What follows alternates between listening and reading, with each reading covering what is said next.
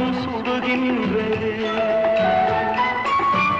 எனது கைகள் மீட்டும் போது வீணை அழுகின்றது. எனது கைகள் தழுவும் போது மலரும் சுடுகின்றது.